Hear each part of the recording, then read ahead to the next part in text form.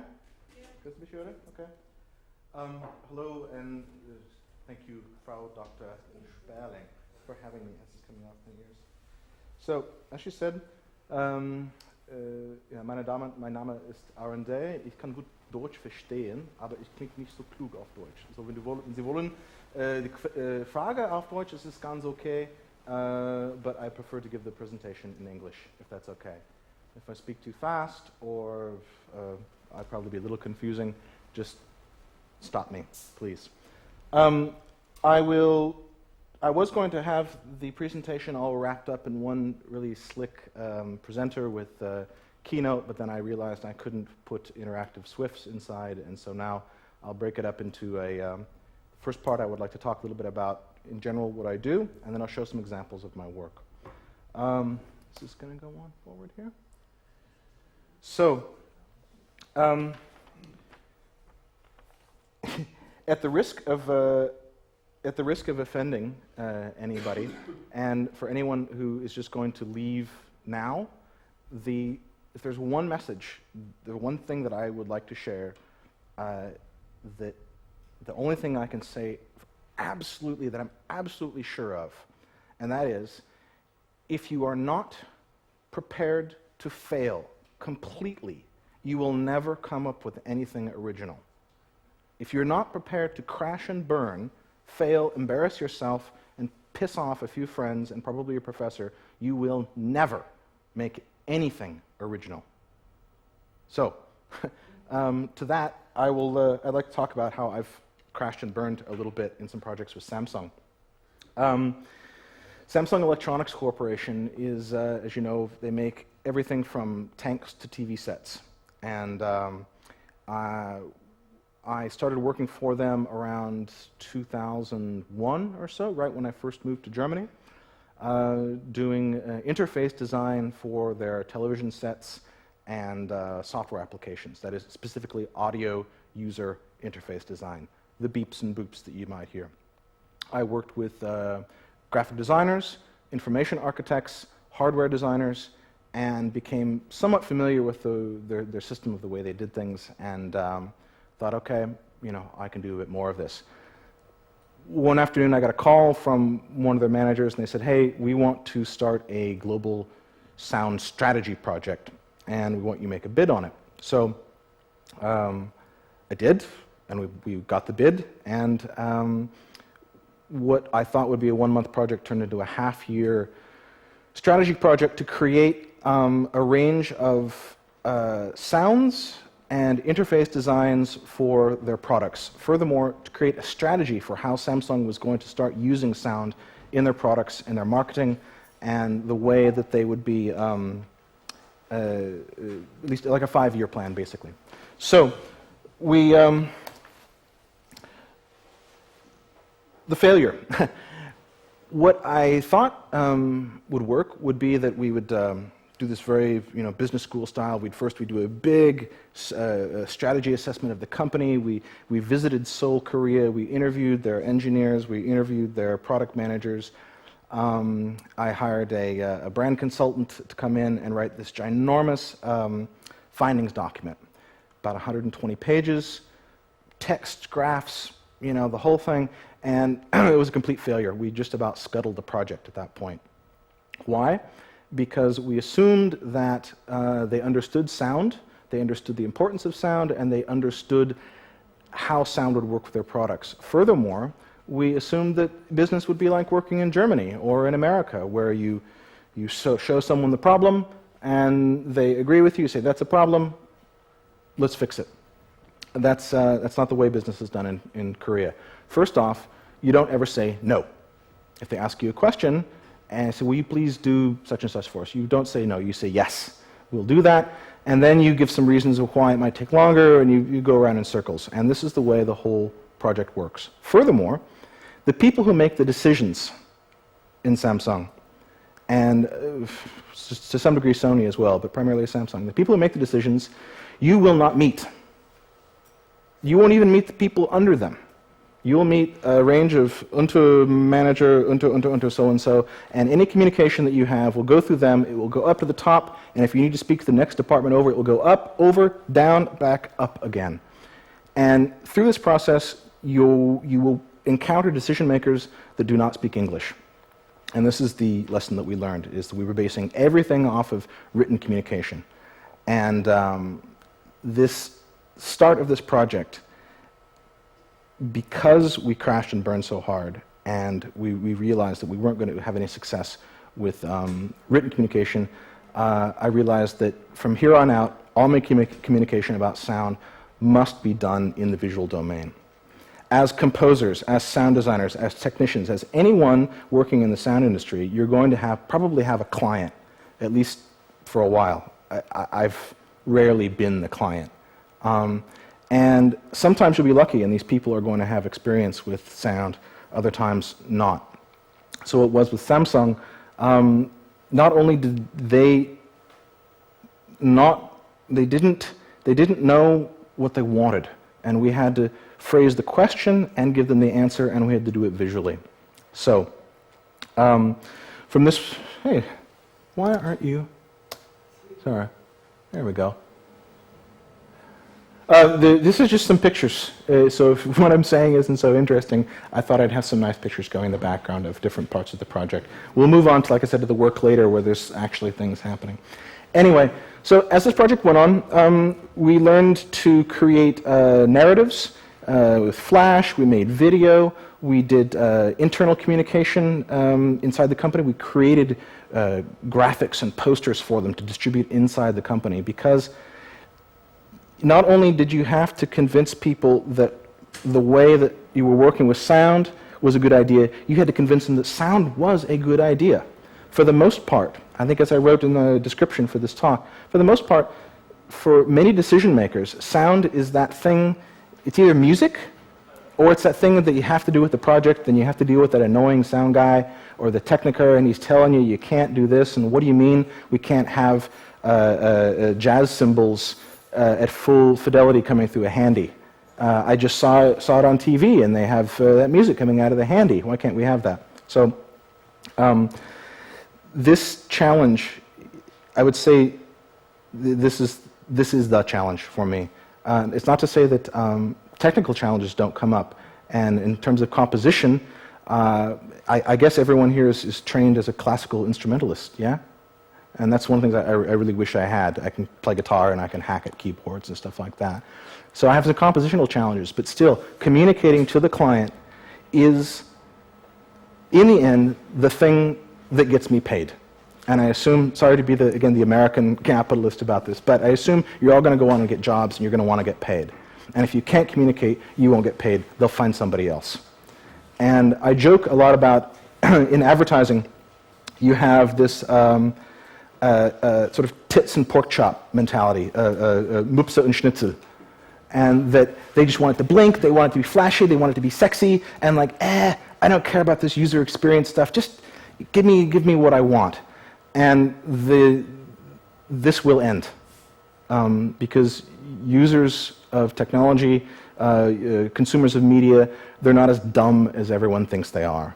And the way, who was it that said, it was a director, and he said something about, oh yeah, sound is, yeah, I think sound is really important, for a film. It happens like, yeah, I think pictures are really important for the film to make it happen as well. He was kind of pissed off. I'm like, it's half of the story. It's more than half of the story. You all know that. So communicating this, again, is the challenge. Why aren't you moving? Sorry, I thought I had this all set up so it would automatically go. Again, I'll show some specific examples here in a couple minutes. The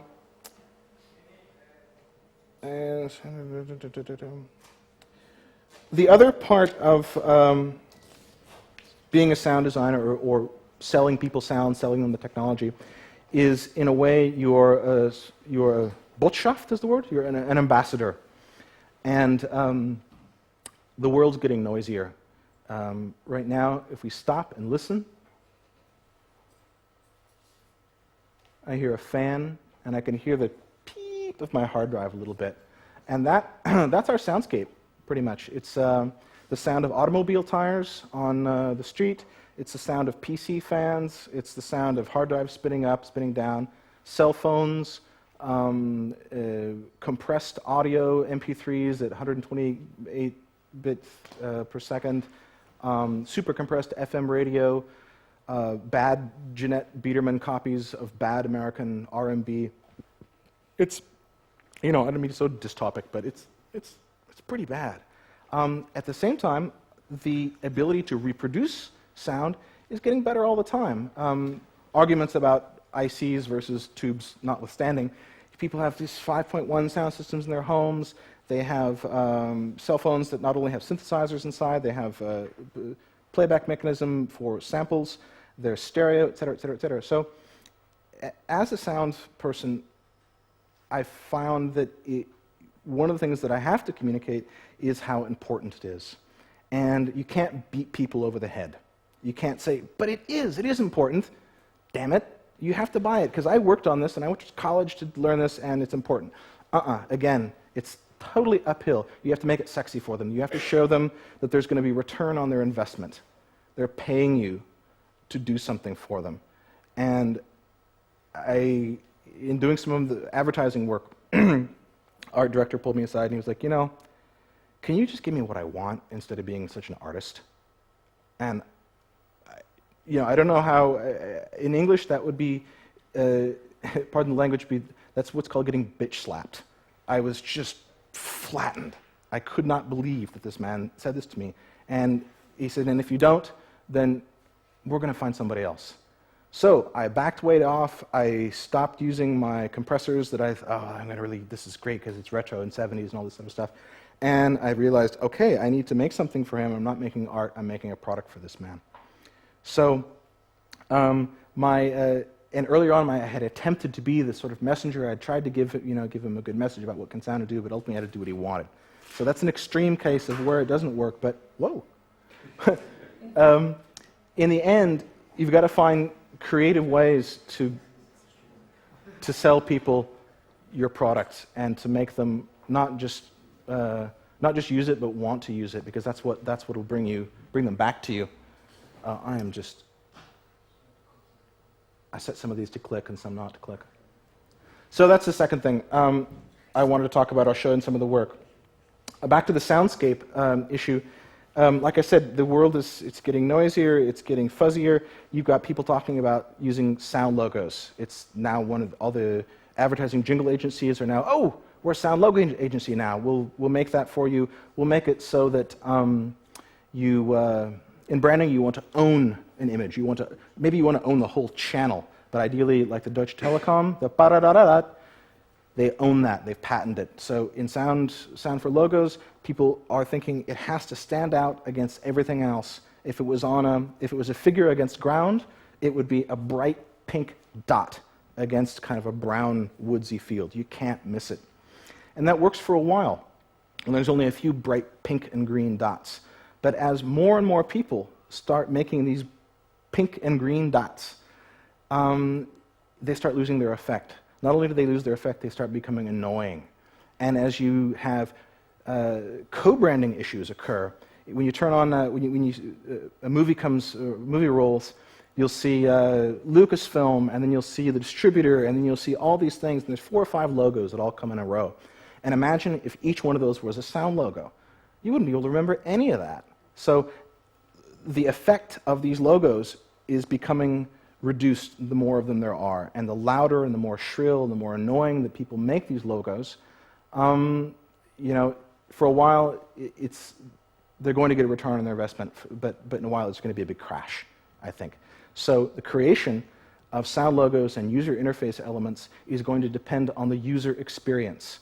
If it doesn't make you happy, if it doesn't work for you, if the product that you're using doesn't in some way, shape, or form satisfy you or work the way you want to, unless they've got a monopoly on it, unless it's Deutsche Telekom, and trying to get my phone hooked up, unless it's these people, then they're going to go somewhere else. So the user interaction and the user experience is going to drive, in my opinion, the development of sound logos and, and user interface elements in our environment and in our soundscape. Because if you're surrounded by all these like beeps and bops and da-da-da-da-da-da, it's going to drive you nuts, and you're just going to turn off the sound. So one of the projects I'll show you here in 5 or 10 minutes is a soundscape study that I did following the big sound strategy project for Samsung. They wanted to know, what are people in the premium market listening to? What does their world sound like? Samsung calls these people the high life seeker. In Germany, it would be the premium market. It's what Audi is going for. It's what Siemens wants. It's why you have this Volkswagen Phaeton. It's why you have the A8. This is all this premium market, and there's a huge profit margin in this market. And these people, they don't rush out and buy the first thing that they see. Geiz is not Geil. They want something that will last for a while, and they're not afraid to spend a little bit more money to do it.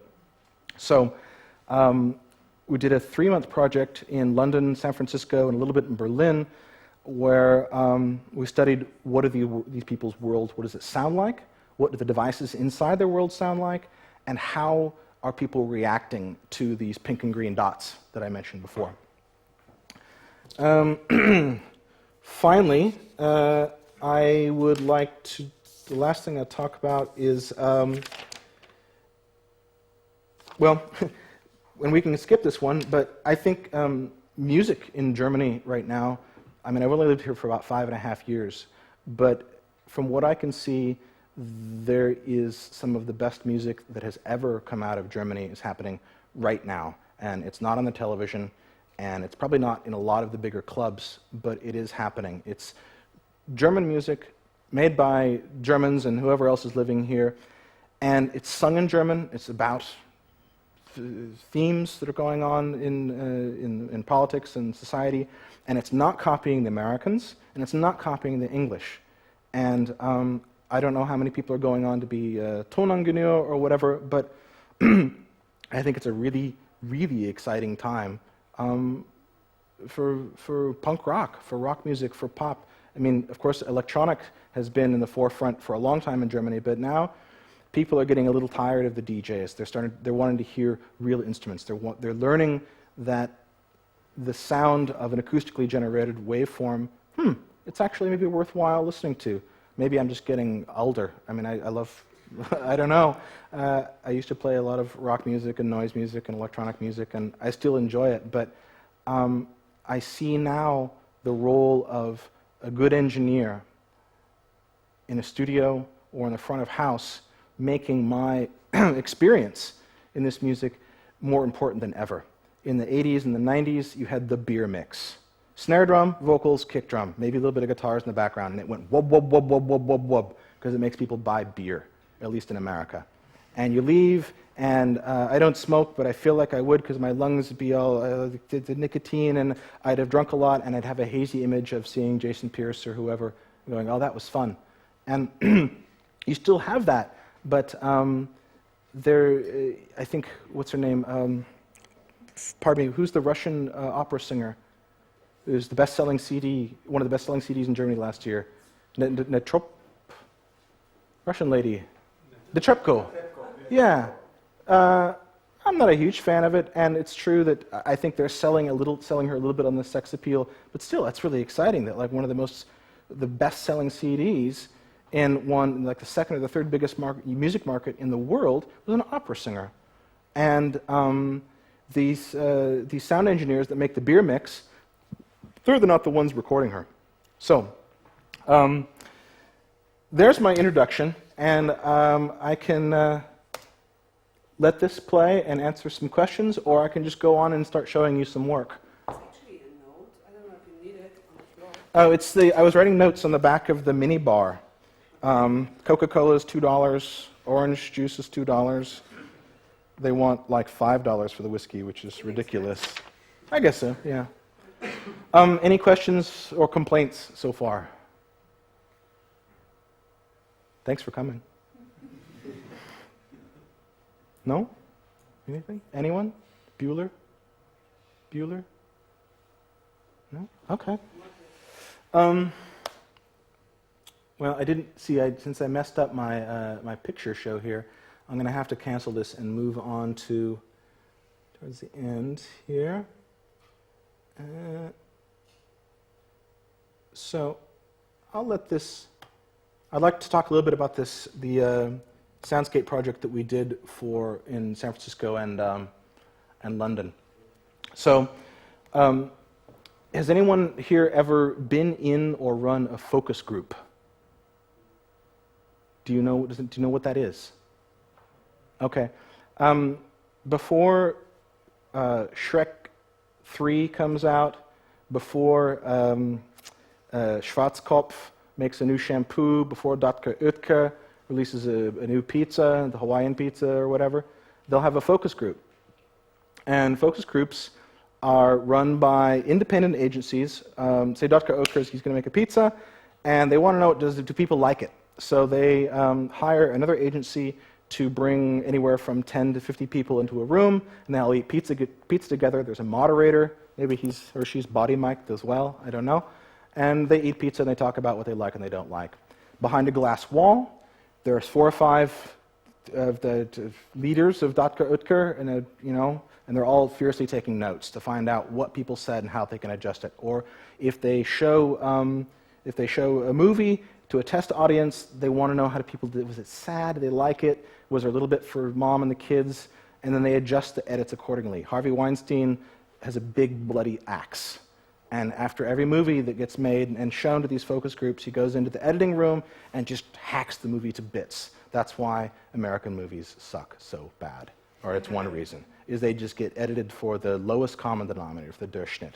So when Samsung asked us to find out what the premium users, their high life seekers, expected in their sound environment, we said no focus groups. We want to go into their homes and talk to people one-to-one, because if you're in a peer situation and someone says, well, I really like the Hawaiian pizza, and someone else is afraid to say, well, I think it sucks, they'll say, well, yeah, it's okay.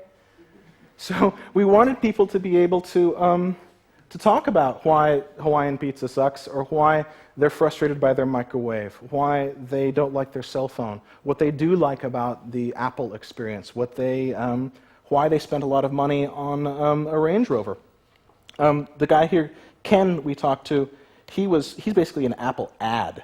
He talked about going into the Apple store with $3,000 or $4,000 and just saying, okay, set me up. He bought everything, bought the iMac and the little base station and an iPod, and then he spent weeks converting all his CDs. And then when he got done, he said, it wasn't until I converted everything to MP3 that I realized how much I love my records. And so he went out to a thrift store, and there was a picture of it here earlier, and went and bought this little record player, and had tubes inside, and it glowed and it hissed. And he'd play his old Roberta Flack 45s.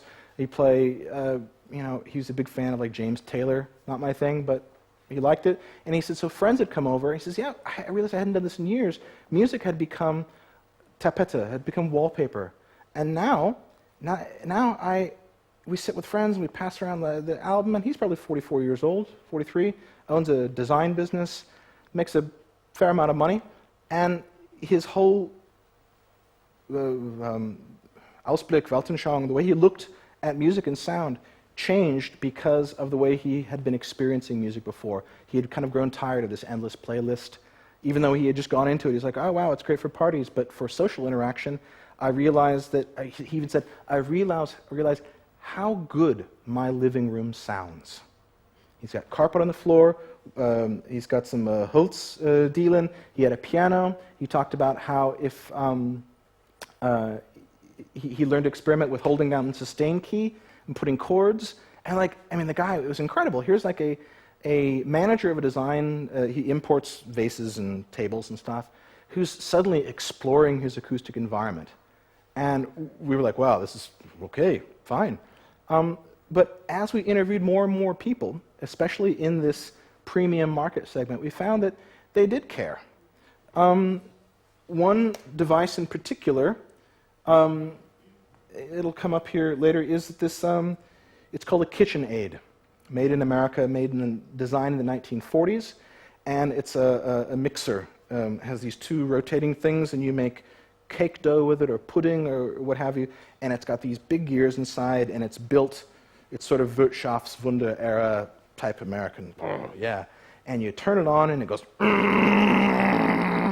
it makes this grinding noise, but 3 out of the first 6 people that we interviewed had these, and I said, why do you like this? And they said, well, because it sounds real. I said, what do you mean it sounds real? I said, well, it sounds real. I turn it on, and I know something good's going to happen. Listen to it. It makes the table shake, and you think about it like, you know, I love my PowerBook, but aside from the motherboard failure sound, which is that 2 or 3 beep thing that comes when you get a blank screen, there's very little noises that this thing makes that give me a körperlich, or give me a physical reaction. And you could say that the KitchenAid was sort of a Pavlov response, but I disagree. It's these people, they say, oh, I grew up with it, my mom used to use it. They had a connection. They had a connection to this sound and to this interaction. And the more we talked to people, the more we realized that they were dissatisfied. They said, everyone hates their microwave. You know, you have the same beep for beep, beep, beep, beep, and then it goes louder, beep, beep, beep, beep, when your taco's done. And that doesn't make me really happy. I mean, again, Pavlov, I could be excited, like, oh, that big beep, that means the microwave burrito is done, but I don't think so. Everyone complaining, like, can you make something else? And it's true. If you look at a lot of microwave designs right now, the interface is, you know, you can set up, the technology is there. You can set it to do anything. And the company maybe saved 30 cents on, instead of buying an IC that has multiple waveforms on it, they bought the cheapest piezo square wave generator, plopped that inside, put a microcontroller on it, hooked it up to the microcontroller that's doing the interface, and they can make it click or they can make it beep. But several people said, why not this? And they held up their timer. These little bells that you have in the kitchen that you can wind up. And when I think of sound design, that's sound design. That's brilliant sound design. It takes no batteries. You can hear it throughout the house. It's easy to use. You turn it one way. Click, click, click, click, click. A bicycle bell. That's another brilliant piece of sound design. These little thumb bells, people know when you're coming. And it's pleasing, and it's not aggressive either. The message that the sound says is, hi, I'm here, or pardon me. It doesn't say, move! We just bought this this early 80s Volvo station wagon, and I love it. It's like driving a sofa. And it doesn't get that good gas mileage, but as an American, yes, I like big cars. I had a Buick in America that was like 8 meters long. Anyway, this Volvo has the most aggressive horn ever. In Berlin, people can't drive at all, as far as I can tell. They're parking in the street, and so I'm like, you honk on this horn, and the interesting thing about the horn is it doesn't make people move. It makes them get out of their car and start waving their hands at you and telling you what they're going to do. Of course, other cars start to honk. So in this way, this particular horn, I would say, is a failure of sound design.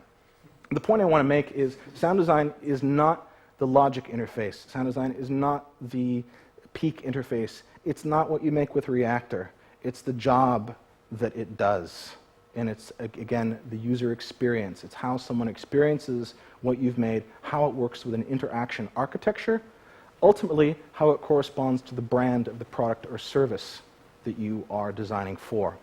Not everything has to be on brand. It doesn't have to fit into the Siemens Welt to work for Siemens, but it's generally a good idea.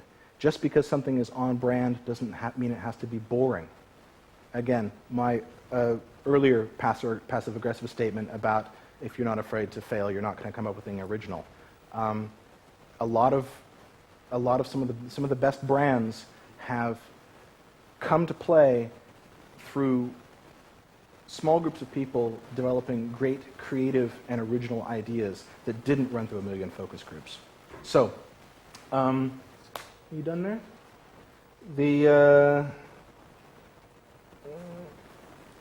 Yeah, so I would like to stop talking before I move on to showing the work and at least feel. Oh, here's the mixer I spoke of. That's it. Isn't that great? It's probably like 8 kilos. It's made of steel. You could kill someone with that pot on the bottom. You could just whack them with it. But it's products like this. The Krupp's coffee grinder back there. It's another one. That one wakes me up just hearing the coffee grind. So, someone ask a question so that I know which direction to go from here, please.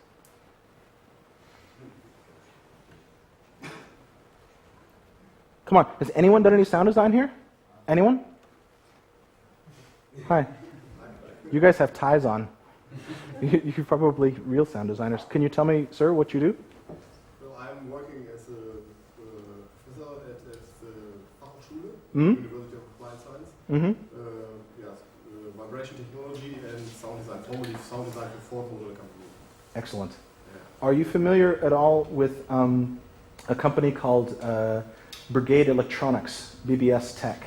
They are making right now. It's not directly connected with vibration tech, but it's industrial sound design. They've discovered that backup alarms, the same beep beep beep beep beep beep that comes out of the truck, it's non-directional. You can't. If there's 2 of those backup alarms going, you can't tell where anything was. Last year in Sussex, a man was crushed behind a loader because there was 2 backup alarms. He ignored them both. This company, BBS Tech, again, great applied science. They realized that because of our sensitivity to hearing in the mid-range, between 9 and 2 kilohertz, or 9 and 8, we get the directional stuff. They realized if they modulated noise with a sample and hold, basically a not only because people localize the sound better where it's coming from, but it also didn't carry. You didn't have this screaming through the neighborhood of, I've actually got one of these on here, of this horrible, horrible beeping sound. He's in here somewhere. Pardon me.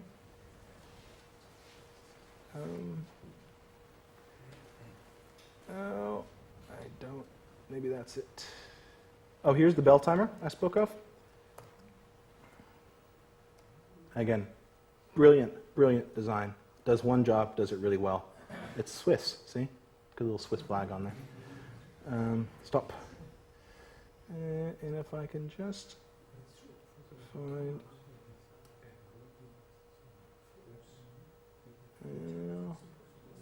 here it is.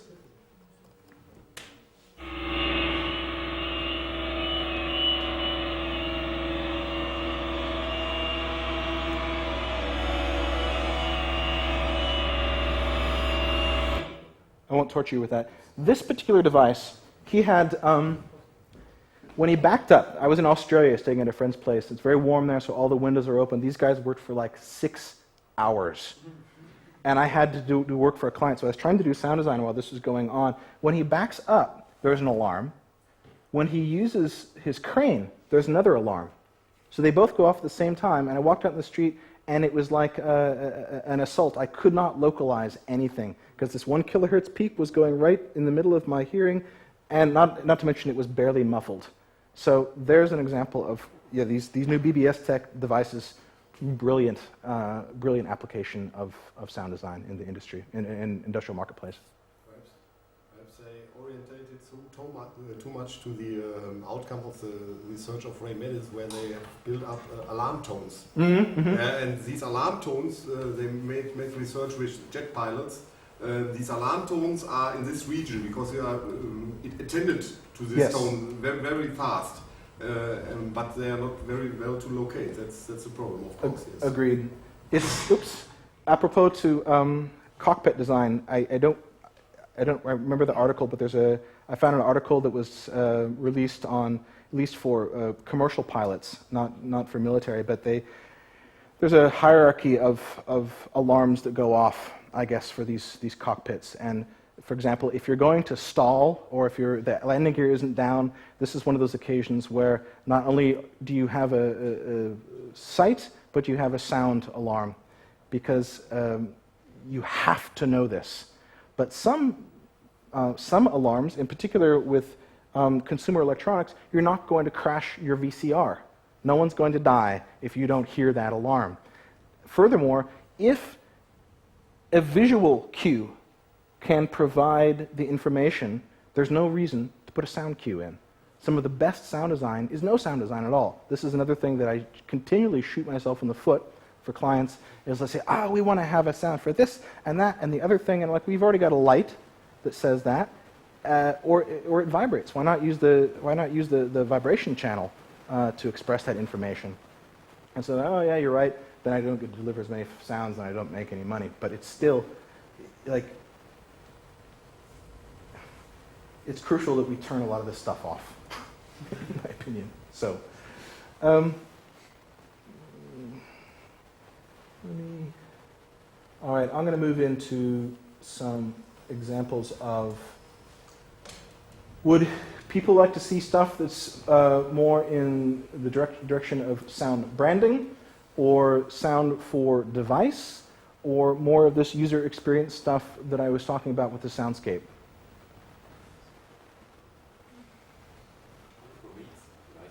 Devices? Okay. One more question. How did you, talking about the communication difficulties at Samsung in Seoul, how did you communicate all the information you collected in the highlight seekers? Was it group? I'll show you. Okay. Okay, I'll go to, actually we'll go to devices here. One of the meetings I had in Seoul, actually in Suwon. Suwon is a factory town about 40 kilometers south of Seoul. 30,000 people sit down and eat lunch at the same time. It's huge. And going into it, they taped my laptop shut. They kept telling me not to take pictures. It was the closest thing to like a secret facility I've ever been. Anyway, one of the parts of our project was to design a new sound for a digital video camera, DVC. We were led through a bunch of buildings up to a room with all these maps on the walls and pictures of other people's digital video cameras and whatnot. Sat down, and our translator says, "Oh, I can't remember his name, Mr. So-and-so. He'll be in shortly." Man walks in the room. He has two assistants and the translator. He says something to the translator. Translator says, "We need a new sound for our digital video camera. It should reflect our design positioning and make the director happy. What do you need to complete this task?"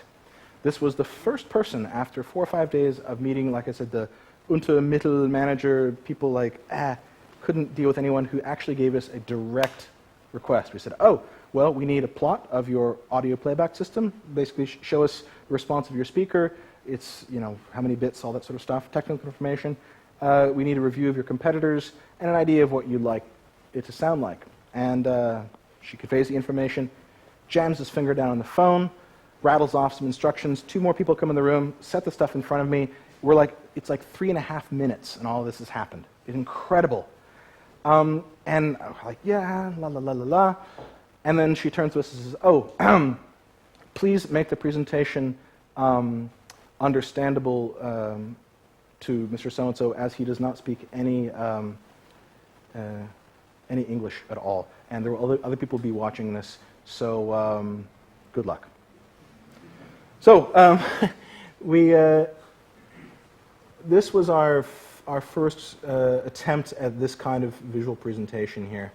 Let's see if I can bring it up here. So come over here. So this kind of presentation style with this making things, like I said, a little visual, giving some music, whatever. We did the whole project like this because it was a success. So we wanted to tell the story, again, visually. There was some text in here, but you could pretty much go through this even if you didn't understand what was going on. So we showed how we sampled the cameras, chopped the samples up, reassembled them, processed them, converted them from stereo to mono, adjusted to this annoying peak because they're a little tiny speaker, downsampled, And then we showed them the samples themselves. You know, it's no secret that Samsung, their semiconductor aside, they generally steal and then improve on. They're not big innovators. German industry generally innovates and sometimes then gets the stuff stolen by Samsung.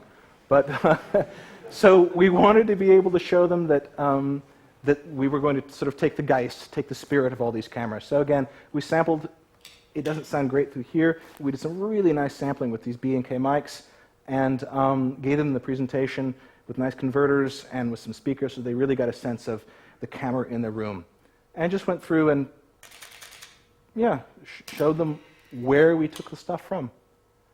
And then in the end, for the marketing guys, put it into an interface where they could say, where we could show where there was opportunity against their competitors. We did the competitive analysis where we say, hey, look, Philips is over here, you're over here, there's opportunity down here. This graph, the super secret marketing manager's XY axis is your enemy and your friend.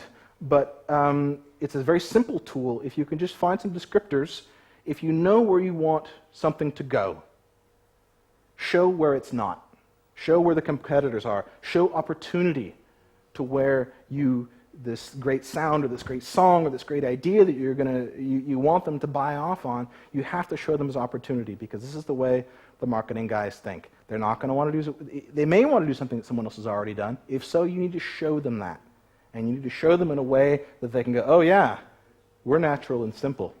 That's us. That's our brand. So on to the way that we presented the soundscape stuff. Thursday, so narratives, user narratives.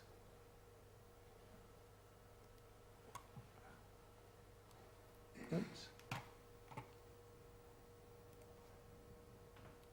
So this doesn't play so well on my laptop. It's a massive Flash document that is kind of bloated. But for all of the interviews that we did for the Soundscape project, we took 3 examples from San Francisco and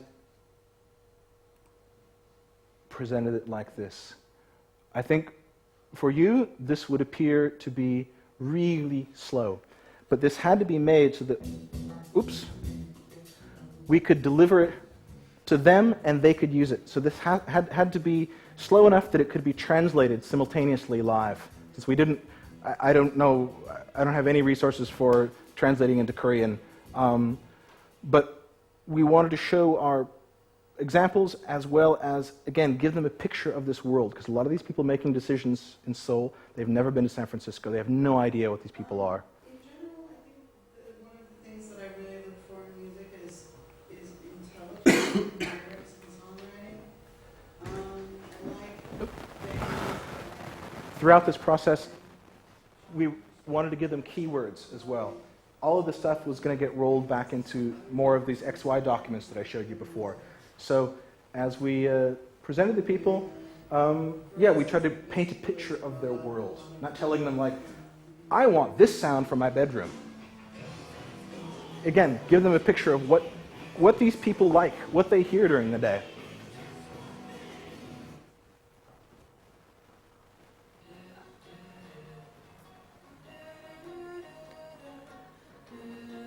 We had them talk to us about their mobile devices, why they liked them, why they didn't like them, and from this... No, absolutely not. Yeah. Because they're obnoxious. Again, try to show them this particular market segment. You can't sell them the little Bach ringtone that plays on every phone. They may or may not want that. And yeah, it's difficult. So I'll show one more here, Ken.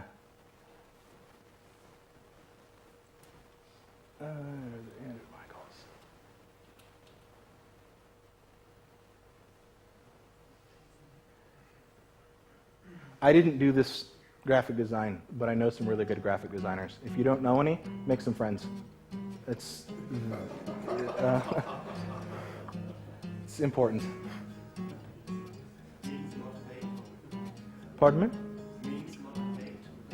No, it means pay them very well. It means they might make more than you do, but it means that your project looks good, and if it looks good, the client will like it. See if we can get to them talking about their KitchenAid here.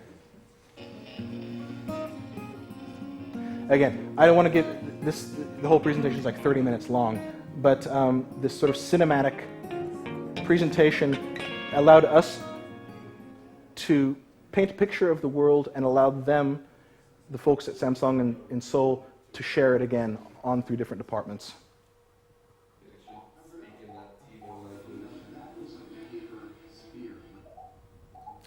Yeah, it was interesting. These guys were talking about how they, the bloop bloop sounds on the TiVo, they had become so used to it that if one of them wanted the other one to change the channel, he'd go bloop. They would communicate with the sound icon. What's a TiVo? Oh, TiVo is a set-top box recorder. I'm not sure what the popular brand here in Germany is right now. It's the iTV. Apple just released the iTV hard disk recorder. You plug your cable channel into it, you program it so you can get, I don't know, whatever the programs that you want to watch. And it avoids the commercials. This is the other thing that all these people, all of them had these set-top boxes. Most of them were, so that, yeah, again, this premium user group. Incomes, minimum $50,000 to $60,000 a year. They all were not tech nerds, but knew how to program all their devices. They knew how to set up their phones. Most of them were either upper-level designers or managers. These guys run a small fashion boutique, but also do consulting for people getting their fashion products online or whatever. So they're all pretty tech-savvy folks. Very San Francisco, I'd say. But they all had set-top boxes. None of them had time for. I said, well, do you watch commercials? Like, no. I don't remember the last time I saw one, unless it's on the radio. And then most of them don't listen to the radio. They listen to net radio. So let me go on to another device example here.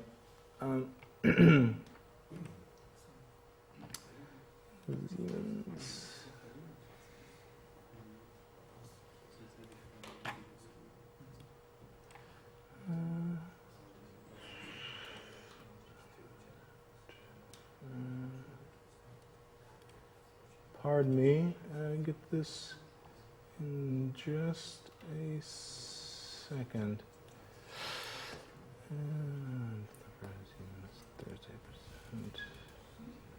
Okay. Hello? Oh, come on, please launch. So, 5, 2, and 3.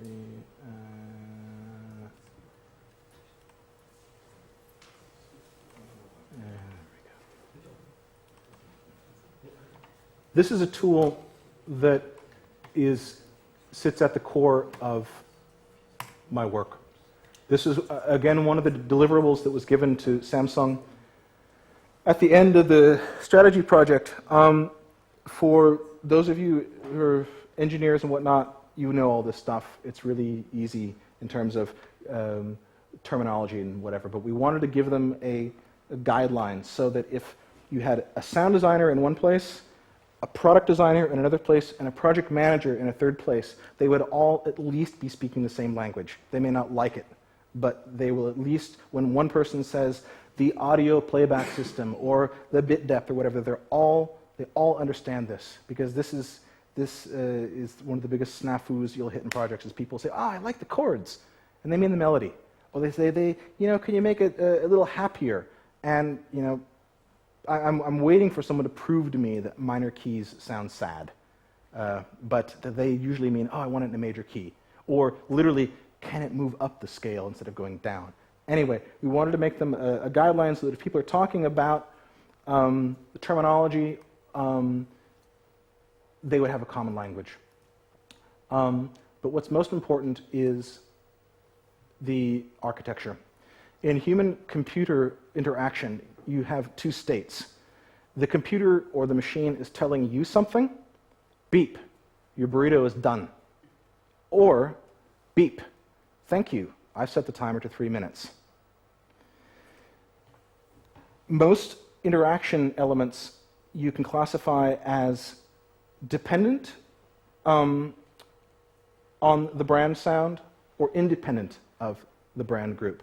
That is, you might have something like a startup sound that has to be branded, and that can work across a range of products. It can be a camera, a microwave, whatever, like the Deutsche Telekom sound. You get it across all their products. You have other sounds that are independent of that aren't necessarily on brand, but nonetheless work for a product. Or, in the case of some of these devices, you might have something like an SMS sound, and that is fixed, dependent to one device. You're not going to have an SMS sound on your refrigerator. Well, you might now. I guess there's a Samsung fridge that does that. But at the time, they didn't.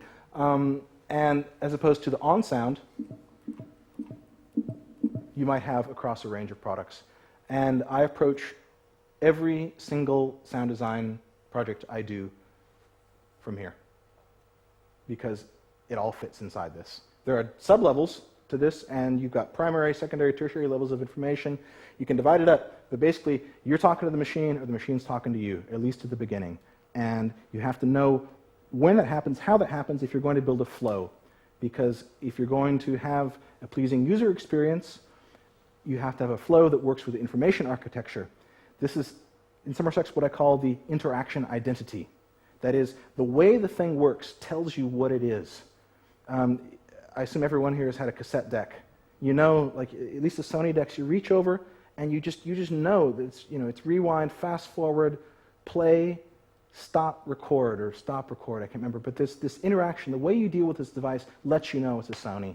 Likewise, the little beep beep that comes at the end of at least the Sony DV cams, and you hear that beep beep zzz, that happens at the end of when the tape runs out. The sound and the way you're relating to it says as much that it's a Sony as some sort of ba-da-da-da-da or whatever. So this interaction identity, the way that you create a flow and the way that you put these elements within this flow are going to give a life and a spirit and an identity to this product, which will hopefully people then grab onto, so that they know when they're working with this, that's a Sony or that's a Siemens or whatever. And it's the mistake that every time a new product comes out, like, it's a new one, we've completely a whole new world of communication for you to learn. If you thought you had the last one licked, a new challenge for you. Now the buttons are over here. And instead of red meaning stop, red means go, because that's aggressive, or whatever. Like, I constantly end phone calls on my girlfriend's phone because the buttons are reversed. I'm like, duck, and then, I hung up on them instead of answering the phone. So, I think, of main points of what I wanted to say, that's it. I would happily answer some questions, but, in a nutshell, this is what's part of what I do. And I'd be happy to answer anyone's questions. I would really like to know where you're coming from, like a bit of the, now you're working for a project like Samsung, but how, coming from high school and... I played trumpet and violin when I was young. My stepfather said that the violin was a girl's instrument, so he forced me to stop playing it, and I enjoyed it far more than the trumpet. But nonetheless, I played instruments along for many years. I played loud music in college because it was fun, and then I heard the sonatas and interludes for prepared piano by John Cage. I can't remember which performance it was, but that record changed my life. Up to that point, I had wanted to do bioethics. I wanted to go in and study. I knew there was going to be a lot of gene work going on in the coming years, and I thought, if I would become a lawyer specializing in the ethics of different gene technologies, I'd make $1 million, and I probably should have stuck with that. But I became so compelled by the notions that Cage put forward, specifically coming up to the point of his silent piece. I think that this was one of the most alive times in American music and thought, likewise in Germany. Well, at least before the 30s, that we had most of the people from the Bauhaus came across to America or a bunch of them did, at least Josef Albers, Anja Albers, I remember the other guy's name, and they set up a school called Black Mountain College in North Carolina, and this was the sort of the Neue Bauhaus for the United States. And I had no idea that this school existed. It went out of business sometime in the early 60s, late 50s, but this train of thought, this experimentalism mixed with formal education. Everyone was trained like you folks are in an instrument or a skill. They began learning everything from basic materials up. I became completely fascinated with, and although I should have stuck with chemistry and whatnot, I became enthralled with this in the way that Cage had kind of taken the ball and run with it. His interactions with Morton Feldman, the ideas of Buckminster Fuller, pretty much kind of blew my education wide open, so I turned the car around and tried to write a history thesis on the, basically saying that the zeitgeist, this time period that Cage was working on, was as much an influence on his work as what he came up with himself. Anyway, I got out of school and was jobless, but I loved bicycles, so I worked as a bicycle mechanic. And I, at that time, got a TIAC 3440 reel-to-reel tape machine, which is the coolest piece of equipment on the planet ever. If you've never used one, try one sometime. They're just amazing. All the Studio One stuff was made on it. A lot of the great records from the 70s were made on this machine. And I got to work teaching myself sound engineering. Not that well. I just like, if some delay is good, more is better. So I made a lot of bad recordings, but I worked as a bike mechanic and as a construction worker so that I could have a small studio. And eventually, in 1995, I got enough money to buy an 8-track. And I built a small studio in a house, and I had an Allen and Heath console, and I was state-of-the-art circa 1977. And at that point, I realized I was working to support my sort of retro dream. And I really loved working with tape, and I loved working with my analog console, but I'd been working in a bike shop for 6 years at that point, and I knew that something had to change. So I sold most of the stuff, and I moved to San Francisco and decided to be a sound designer. I bought why a sound designer as well? I always obsessed about the production of the music more than the arrangement. I'm a horrible arranger. Anything under 30 seconds, a minute, I'm great at. If I have to do a long song, it turns into like 12 minutes, and it's really boring. But these short forms, I'm good at. So I thought, well, if I'm good at the short form, then sound design could be my calling. So I bought a Akai S1000, and a friend gave me a 6100 Macintosh, which has got the SCSI interface on it, and I used the Akai as my I/O, and used all of the recordings and bits and pieces I had taken from analog tape, and that was the basis of my initial sound design experiments. And I got a tip to do a job for Meta Design in San Francisco. If you're not familiar with Meta Design, they're a big German design agency, and they've got an office in Switzerland, San Francisco, and I think the one in Holland closed down. But anyway, my first job and my first big lesson, because they had me do this work for a bunch of icons for a chat application, and it was everyone was friends and buddy-buddy, and that's great, and I didn't have a contract. So after I delivered the goods, since they knew it was my first project, I went and said, well, so how about getting paid? And they're like, oh, well, you figured it's your first job, that, the experience, that would be your payment. So, since then, as rude as it sounds, getting a contract in writing, pay the lawyer to look at it if you need to, is important. If people say that it's rude, it's like, oh man, why are you coming on with all this hard stuff? Then clearly they're not serious, and they don't want to employ you for real. That's not to say that doing stuff for free isn't a good idea. I've done a lot of it, and I still do. But if money is going to change hands, get a contract on whatever side you're on. I had tried to hire some people here for a project and had learned that expectations for what it means to be a German employee is a little different than what I expected in America in terms of like, well, where's my health insurance and all that sort of stuff. And so there was lots of backpedaling. And anyway, having contracts set up very clear at the beginning is a really good idea. Sorry to speak the obvious, but especially with sound. And as sound people, you might, it's not that you're disrespected, but they're like, it's the music guy. These flaky music people. It's just DJ or whatever. And it's, it's so far from the truth, but the respect might not come right off the bat. So anyway, to make a long story short, from meta design, a small group of people formed another company called Method Inc. or Method.com. You can look it up. They do great stuff. I saw their business card design, which was, if you don't know who Josef Müller-Brockmann is, go out and buy his book Rastersysteme. That is also one of the most important books that is on the market, in my opinion, because it shows you how easy graphic design can be and how beautiful it can be, how wonderful type can look on a page, how you can apply the notion of tensegrity, of something that pulls and pushes at the same time, like architecture can exist in the Rastersystem. And so I saw this stuff, and I didn't know who he was at the time, but like, I don't know what this is, but it's beautiful, and it's minimal, and it's clean, and that is the world I want to be in. And they said, well, we don't need sound design. And I said, what do you need? I said, well, we need shelves. So I said, okay, I'll build you shelves.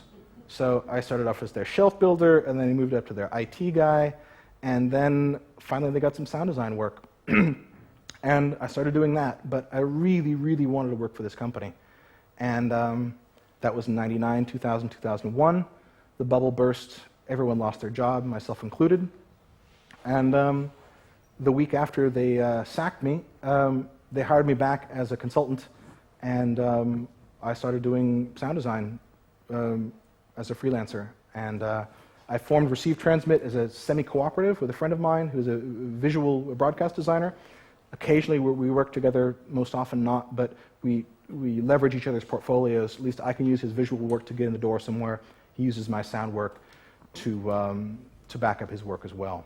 And in 2001, I realized I never saw my clients. I always flew to them, or I dealt with them remotely. I had made a business trip to Berlin, loved it.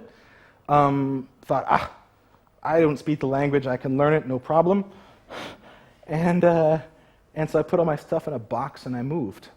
And I had a hellish first year, because if you don't speak German, at least after midnight, you're not going to meet anybody. You're not going to meet any girls, and you're not going to meet so many friends. So my German isn't so good, but that first year taught me a little bit of humility, and taught me how important, again, it was to learn to communicate across cultures, that my job depended on it. So that's how I got there. And can I be done, or does anyone have any more questions? I'm happy to talk more. I just don't have anything more. I have more questions, but maybe... You think this is going to change, that with a big brand like Samsung, they're going to have one sound world? I don't know, in a couple of years? It's a good question. For as much work as I've done for them, they are a black box. I send my work in, I get a check. I don't even get an email back. Sometimes I get an email back. It wasn't until this recent project, the Soundscape project, it wasn't until I started that I even knew they had been using my work. I saw a PowerPoint presentation, all in Hangul, in the Korean language, and then it was filled with the documents that we had created. And I was like, wow, they did use it. But it's a one-way communication. So what they have done for their branding is they have created a brand song, which, because of my NDA, I'm not allowed to play for you.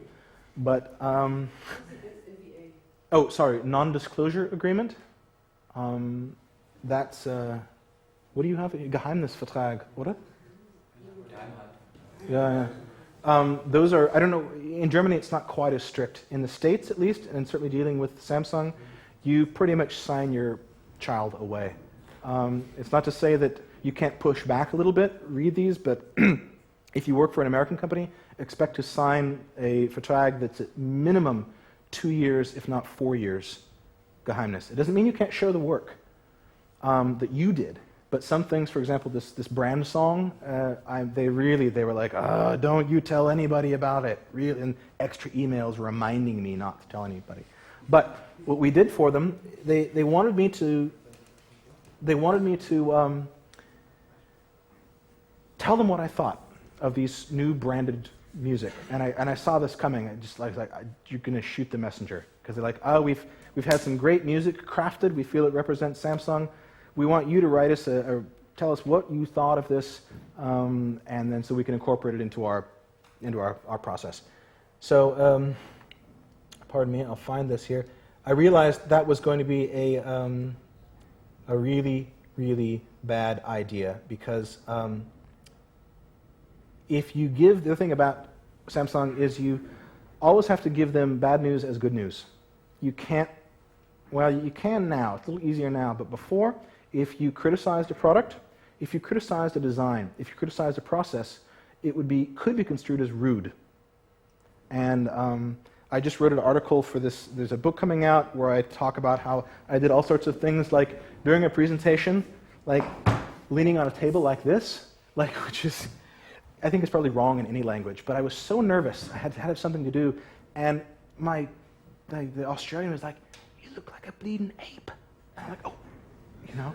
So I offended people. I banged on the table, all sorts of horrible stuff. So it's really easy to offend. Knowing this, when they told me about their, come on. Hello? Ah, there we go. When they told me about this project, I realized that we needed to do testing on users. And they said, oh, great, cool. So can you ask the people what they think of the music when you play it for them? And it's like when you play a song for your friend or whatever, and he or she will be like, oh, the snare drum's really nice.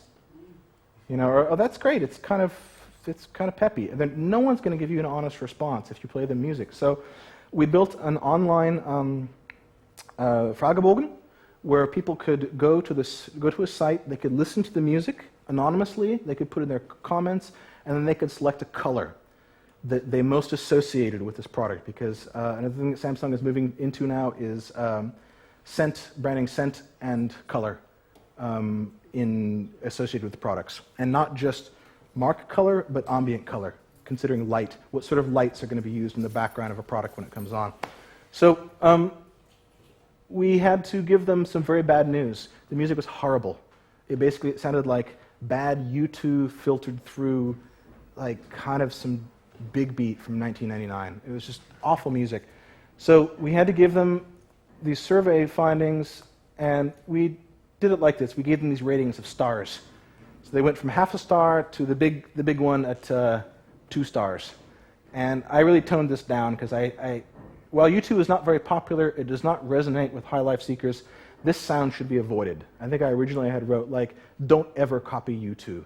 No one wants to hear it anyway, and it's a blatant, like, it was all this this delay, syncopated guitar, the edge sound they were using, all over the track. Horrible. So we gave them these reviews, and then we gave them the comments, and then we put the color that the people had selected, that they most associated with their comment. And we tried to even it out to find some positive comments as well. But this is a way that we delivered bad news. Basically spread out the blame a little bit. I don't mean in any way to insult or belittle this client. They make some incredible stuff. But you can't relate to them in the way that you are, or whatever. You'd be like, hey, what do you think of this? Like, it doesn't really work. Try again. You can't say that. So these are some of the comments they have. There was a really good one in here. Oh, the Kenny G, that was the other one. Metal mouthpiece. I don't know if anyone here plays saxophone, but do you use a metal mouthpiece? If you do, don't. It's horrible. Yeah, they had this total like quasi-modal flat, play all the white keys on the piano, jazz, and some metal mouthpiece saxophone over the top. Inside of these brand songs was a dong, dong, dong, dong, dong, or a 5-note major key signature that kept getting repeated over and over. And this was, I think, to answer your question finally, I think this is what Samsung is coming out with. I think they're trying to create a logo that can be used across different medium. Ideally, your sound logo, kind of like a visual logo, should be able to work this big in black and white and this big across the screen. And they're testing the waters with this. I don't know. We'll see what happens. But it's all done in Korea at the studio there. They have a design studio they're using in Österreich sometimes. They use me a little bit. They have another studio in LA they use some. But ultimately, these decisions are made in the crucible of Seoul.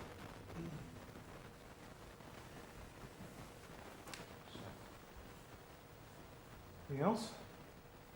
No? Maybe one other thing. Yes. Talked about sounds that give an alarm. So Yes. Which is really hefty and annoying, and it should be. And on the other hand, you said there's, at least I understood, there cannot be real information in sound. It's like it's helping and it gives you emotions. That's it. Is there anything in between? You mean the sonification of data? Right. That, although I have not done any work to sonify data much, a little bit like increase of like 3 beeps means more, there's more of a quantity, 2 beeps mean less, or I think what's fascinating in the sonification of data right now is the advent of real-time DSP, where you can do calculations on the fly. For example, in medical equipment, there's finally some good design coming where instead of just having something that goes beep, beep, beep with a heart rate, you can have 3 or 4 different sounds that are differentiated by pitch and timbre. So perhaps as a low-pass filter comes across the sound, that can give you indication of the glucose level or the oxygen level in the blood, not just the heart rate or not just heart has stopped. The sonification of data I've read a little bit more about. They're starting to use this more in the flights as well to give indications for, I think it was weather. The military is starting to use it a little bit as well. Most clients, since they're not using any real-time DSP, or they don't have a microcontroller that's built to give you this stuff, it's static sounds used in incremental fashion. 1 beep, 2 beeps, or like a sequential ring on your telephone, like da-da, da-da-da-da-da, it's more. I think in the next couple of years, DSP is just ridiculously expensive. I think it's just the programming cost. And the leap to put that into the interaction design, you'll see more sonification occur. But then you need this technical step. It's not enough to have a little sample player or something. I don't know. I don't know enough about that kind of design to give you specifics about the hardware. From what I understand, the technology is there. One of my clients is a company called Symbol, and they make the machine that when the UPS man comes to your door and he scans your package, they make those. And I just finished a design for a product they're using, which is a communications device and a scanner and a walkie-talkie all built into one. And one of the things that we kicked around in the meetings was that you could, as you scanned more of an object, perhaps the tone of the sound or the timbre of the sound could change to let you know if that particular storage area might be getting full, or if you've reached a limit, or if you have gone over or under some sort of quantity. Again, these are products that are used by generally unskilled employees, and the learning curve has to be pretty simple. But we thought, yeah, let's put a little bit of sonification there somehow, that there could be some sort of real-time feedback coming through this device in an environment. We were talking about using mainly the vibrate channel because they're in a noisy environment, and the phone will be next to their body. A lot of times they'll be on a loading dock with an idling diesel truck in the background. But it was hard enough work getting them to bite off on the user interaction sounds as they were, let alone getting them to spend the money on the device. It's also with handset manufacturers, all the Siemens, Nokia, whatever. The phones that you get are heavily subsidized by the manufacturer. If you were to actually go out and buy the phone, if you try to buy a phone, ohne Vertrag, 300 euro. It's ridiculous, and even then, that's subsidized. So for these small devices that companies like Symbol are making, Symbol just got acquired by Motorola though, so we'll see. They can't throw a lot of technology at it yet and still keep the price down. I think in a couple years, though, bandwidth goes up. I would like to see real-time sonification over, over a packet network. That could be really interesting, from an artsy point of view, not to mention from a commercial industrial application. So, my voice is almost gone, and I've kept you here a really long time. Thank you for your time, but I have to stop. Thanks. If any, I'd love to meet you guys.